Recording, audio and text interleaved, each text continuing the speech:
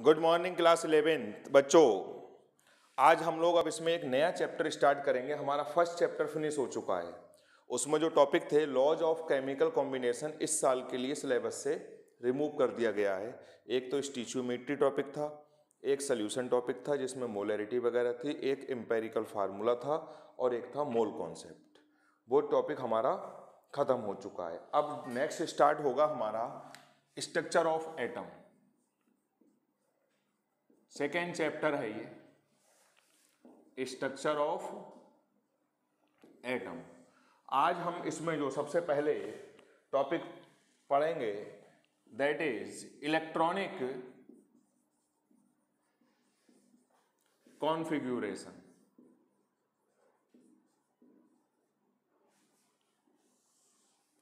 Electronic configuration आपने 9th class में भी पढ़ा होगा।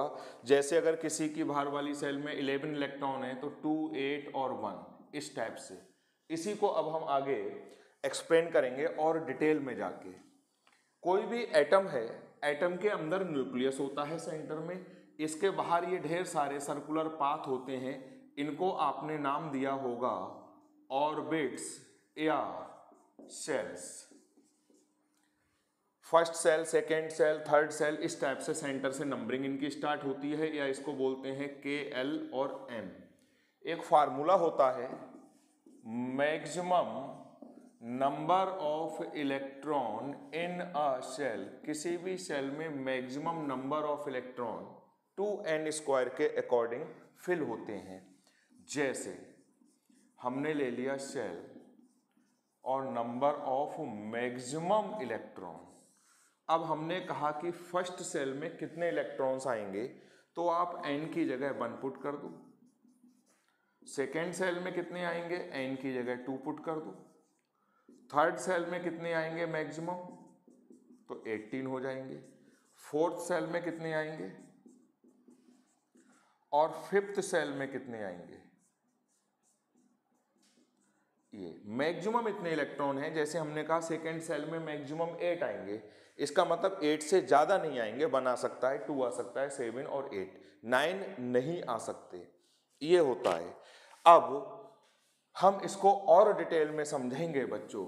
जैसे मान लो आपको किसी बच्चे से मिलने जाना है अपने फ्रेंड से, तो आपको पहले ये पता होना चाहिए कि जो आपका फ्रेंड है वो किस कॉलोनी में रहता है। मान लो आपने कॉलोनी सबसे पहले पता करी। कॉलोनी सपोज कर लो कोई भी ग्रीन पार्क कोई कॉलोनी है आपके पड़ोस में। अब आप कॉलोनी में पहुंच गए। आप कॉलोनी में पहुंच के क्या उस बच्चे से मिल पाओगे? बिल्कुल नहीं मिल पाओगे। उस कॉलोनी में आपको पता होना चाहिए उसका हाउस नंबर। मान लो उसका हाउस नंबर है 21A। अब आप उस घर में भी पहुंच गए, अभी भी आप उस बच्चे से नहीं मिल पाओगे। अगर कोई हमारे इस कॉलेज में आ जाए, उस कॉलेज में तो ढेर सारे रूम हैं, NC class, first class, second class, up to 12th class. तो आपको अब स्कूल में एंटर कर गए अगर आप, जैसे आपको पता लगा आपका स्कूल बरेली में है। अब आपको स्कूल का नाम बरेली में तो ढेर सारे स्कूल हैं, आप स्कूल में भी आ गए। स्कूल में आने के बाद आप उस रूम में पहुंचोगे जिसमें आपका फ्रेंड स्टडी कर रहा होगा। हाउस ढूंढने के बाद आप रूम नंबर, मान लो आपका जो फ्रेंड है उस घर में मान लो 5 रूम है, रूम नंबर 3 में बैठा है। अब आप रूम नंबर 3 में भी पहुंच गए। रूम नंबर 3 में गया, आपने देखा कि 2 लोग बैठे हुए हैं। अब आपको पता होना चाहिए कि जिस पर्सन से मिलने आप आ रहे थे उसकी आइडेंटिटी क्या है। उसके बाद आपको पता होना चाहिए उसकी आइडेंटिटी। सपोज कर लो इस टाइप का जो बच्चा है, इससे आप मिलने आ रहे थे, ये मैंने उसकी शक्ल बना दी, किसी की भी समझ लो। यानी आपको कॉलोनी का नाम पता हो, फिर हाउस नंबर पता हो, फिर रूम नंबर पता हो, और फिर जिस बंदे से मिलने आप जा रहे हो आपको उसकी आइडेंटिटी पता हो। इसको हम केमिस्ट्री में लेके चलते हैं। केमिस्ट्री में हमने कंपेयर करा कॉलोनी को सेल से, वही ऑर्बिट 1, 2, 3।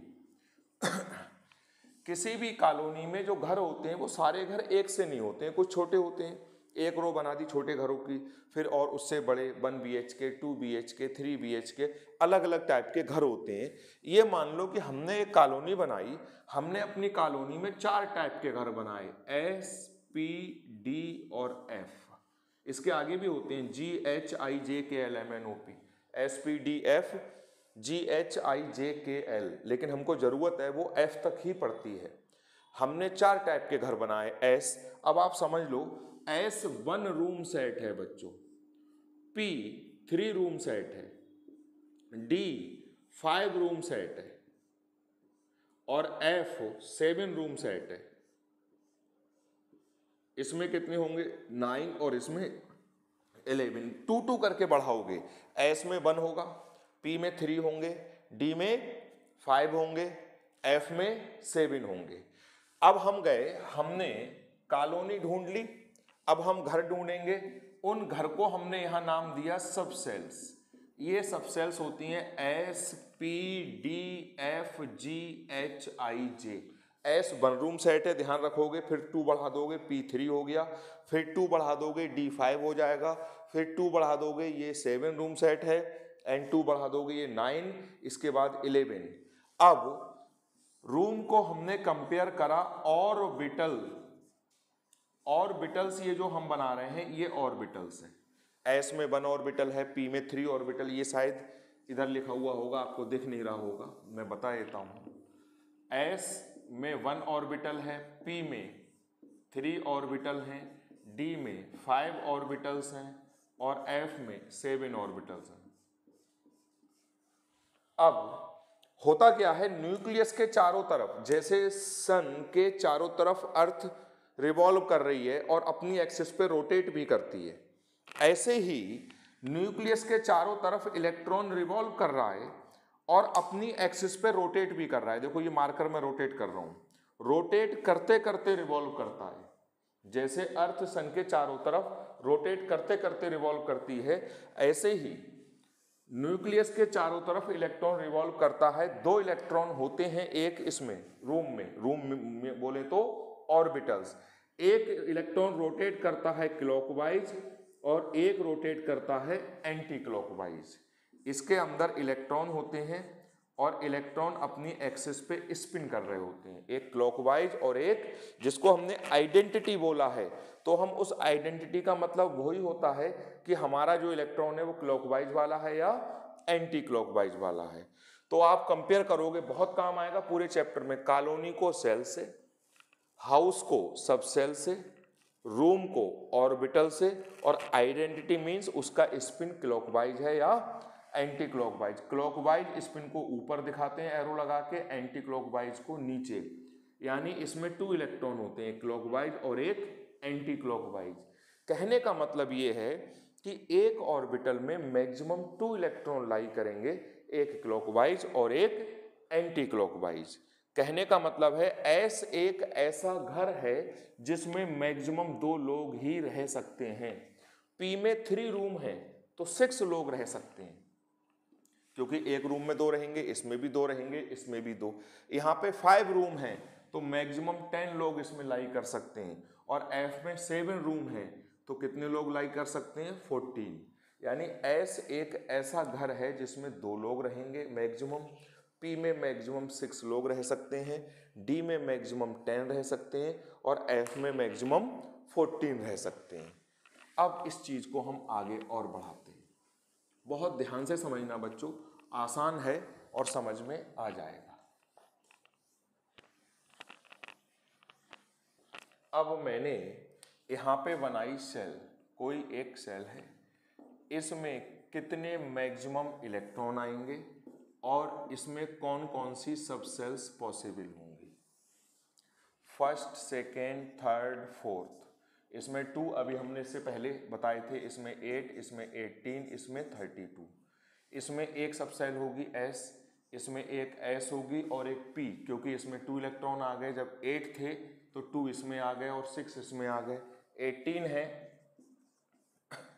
तो देखो 10 इसमें, 6 इसमें और 2 इसमें, S, P, D और F। कहने का मतलब है फर्स्ट सेल में एक ही सब सेल होती है S, फिर P बढ़ जाएगी SP, फिर एक और बढ़ जाएगी SPD, फिर एक और बढ़ जाएगी SPDF, नेक्स्ट वाले में आएगी SPDFG।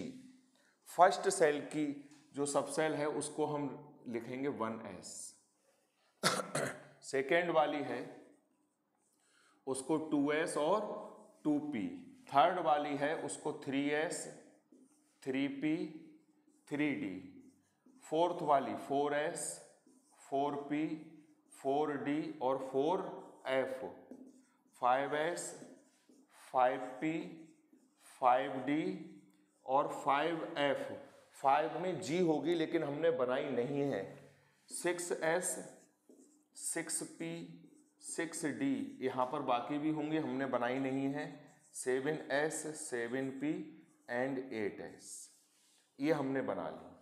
अब इसको हमने इस ढंग से कट करोगे, बहुत ध्यान से देखना बच्चों। पहले हमने एक एक सर्किल कट करा, फिर 2 सर्किल कट करे, पैरेलल लाइन खींचते हुए चलना, फिर 3 सर्किल कट करे, फिर हमने 4 सर्किल, ये हमने पैरेलल लाइंस ड्रॉ कर दी। ये इलेक्ट्रॉन के आने का रूट है कि इलेक्ट्रॉन पहले कौन सी सब सेल में एंटर करेगा। तो इलेक्ट्रॉन के आने का ये रास्ता हम याद करने का एक तरीका है। इसको आप 3 से 4 बार रफ कॉपी पे लिख के नोट करोगे। ये एरो लगा दिया, इसको यहाँ मिला दोगे, ऐसे इन सबको मिला दोगे। अब आप देखो बच्चों,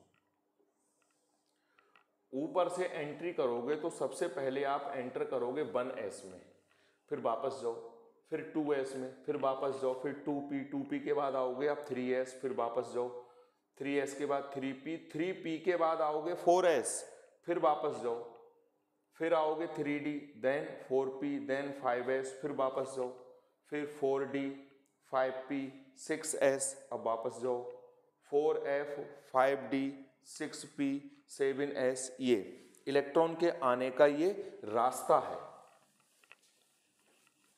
होता क्या है, ऑर्बिटल्स की यहाँ होती है एनर्जी। पहले इलेक्ट्रॉन उस ऑर्बिटल में आके एंट्री करेगा जिसकी एनर्जी सबसे कम होगी। मान लो ये मार्कर है, शॉप है ये 1 2 3, एक शॉप पे ये मिल रहा है 20 रुपए का, एक पे मिल रहा है 25 का, एक पे मिल रहा है 30 का। तो पहले जो कस्टमर्स हैं वो शॉप नंबर 1 पे जाएंगे क्योंकि वहां पर ये सस्ता मिल रहा है, उसकी कॉस्ट कम है।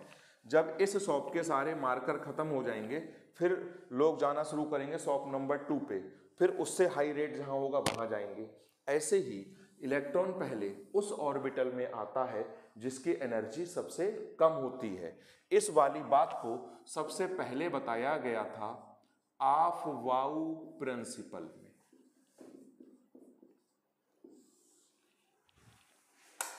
ये प्रिंसिपल ये कहता है कि आने वाला इलेक्ट्रॉन पहले उस ऑर्बिटल में एंट्री करेगा जिसकी एनर्जी सबसे कम होगी। यानी incoming electron enters into the orbital having least energy first, then to the orbitals having higher energy. यानी आने वाला इलेक्ट्रॉन पहले उस ऑर्बिटल में आएगा जिसकी एनर्जी कम होगी। जब वो ऑर्बिटल फिल हो जाएगी फिर उससे हाई एनर्जी, जब वो फिल हो जाएगी तो उससे हाई एनर्जी। कहने का मतलब ये है, स्टेटमेंट आप नोट कर लेना, incoming electron enters into the orbitals having least energy first, then to the orbitals having higher energy। उस एनर्जी के ऑर्डर को लर्न करने का ये मैंने आपको तरीका बताया। सबसे पहले आए हम 1s में, फिर 2s, वहां से आप देख लो 2p, 3s, 3p, 3p के बाद बच्चों आओगे 4s, then 4p, then 4p के बाद आप देख लो 5s, 5s के बाद 4d, 4d के बाद 5p, 6s, 6s के बाद 4f। अब जहां तक चाहो वहां तक आप लिख सकते हो। s में 2 इलेक्ट्रॉन आते हैं, p में 6 आते हैं, d में 10 आते हैं और f में 14। अब 1s में भी 2 आएंगे और 2s में भी 2 आएंगे। s से मतलब है, 1s और 2s से मतलब नहीं है। जैसे अगर ये एक ट्यूब है, इसमें 100 ml पानी आ रहा है, तो ये ट्यूब किसी भी रूम में ले जाके रख दोगे, इसमें 100 ml पानी ही आएगा, भले ही ये रूम नंबर 1 में रखी हो या रूम नंबर 2 में रखी हो। अब इलेक्ट्रॉन की फिलिंग यहाँ, जब ये लेवल पूरा भर जाएगा फिर आप 2s में जाओगे, 2s पूरा भर जाएगा फिर 2p में। मान लो हमने एक इलेक्ट्रॉन भेजा इधर से, तो सबसे पहले 1s में 1 चला जाएगा। s में बच्चों मैक्सिमम 2 आ सकते हैं। अब हमने 2 इलेक्ट्रॉन भेजे तो 1s में कितने चले गए 2। अब ये लेवल पूरा हो गया, अब आप आगे चले जाओगे। 3 अगर आप भेजते तो 2 तो इसमें आ गए और 1 आगे बढ़ गया। बस यहाँ पे लास्ट वाला चेंज करते हुए चलना। 4 भेजोगे तो 2 इसमें 2 इसमें। अब ये लेवल भी पूरा भर गया, ये लेवल भी पूरा भर गया। अब इलेक्ट्रॉन 2p में जाना शुरू करेंगे और p में मैक्सिमम आ सकते हैं 6। फिर 5 में आए 1s2 2s2 4 इलेक्ट्रॉन ये हो गए। एक बचा वो पहुंच जाएगा 2p में। अब आप 6 इलेक्ट्रॉन को लेके चलो 1s2 2s2 2p2 p में 6 भरने हैं, उसके बाद हम आगे यानी 3s में जाएंगे। 7 भरो 1s2 2s2 2p3 8 1s2 2s2 2p4 9 1s2 2s2 2p5 देखो ये 2 and 2 4 and 5 9। अब आपको अगर 10 इलेक्ट्रॉन फिल करने हैं तो 1s2 2s2 2p6। अगर 11 फिल करने हैं तो 1s2 2s2 2p6। ये लेवल पूरा हो गया। अब आगे शिफ्ट कर जाओगे 3s में 3s1। 12 इलेक्ट्रॉन फिल करने हैं 1s2 ये कॉपी करते हुए चलोगे, लास्ट वाला चेंज करोगे 2s2 2p6 3s2। अगर 13 भेजने हैं 1s2 2s2 2p6 3s2 level पूरा हो गया। 3s के बाद किस में जाओगे 3p 3p1। अब p में 6 होंगे, उसके बाद आप जाओगे 4s में, फिर इसमें 2 भरेंगे, फिर 4p में ये जाओगे 1s 2s 2p 3s 3p 4s। 4s के बाद यहाँ पे 3d रह गया। 4s के बाद 3d 3d के बाद कौन आएगा 4p ये। अब 14th फिल करो 1s2 2s2 2p6 3s2 3p2। 15th 1s2 2s2 2p6 3s2 3p3 और करते करते ये आप जाओगे एटॉमिक नंबर 36 तक आपको फिल करना है। 36 तक ही आप फिल करोगे और उसकी पिक मुझे सेंड करोगे। मैं देखूंगा कि कहीं गलती तो कोई आपने नहीं करी। इसमें आते जाते बीच में 2 एक्सेप्शनल केस भी आएंगे एटॉमिक नंबर 24 और 29 में, वो मैं आपको बाद में एक्सप्लेन करूंगा। तो ये था हमारा इलेक्ट्रॉनिक कॉन्फ़िगरेशन यानी स्ट्रक्चर ऑफ एटम जो चैप्टर है उसका हमने सबसे पहले जो टॉपिक पढ़ा वो पढ़ा इलेक्ट्रॉनिक कॉन्फ़िगरेशन। इसको बनाना 3-4 बार और बना के बिल्कुल वर्टिकल कॉलम आना चाहिए, हॉरिजॉन्टल रो आना चाहिए, ये दोनों के बीच का गैप और ये गैप इक्वल रखना, तभी ये प्रॉपरली कट पाएगा। ये एनर्जी को इंक्रीजिंग ऑर्डर में लर्न करने का तरीका है। ये था हमारा इलेक्ट्रॉनिक कॉन्फ़िगरेशन, ऐसे आप फिल करोगे। इस लेक्चर में इतना ही, बाकी नेक्स्ट लेक्चर में। Thank you.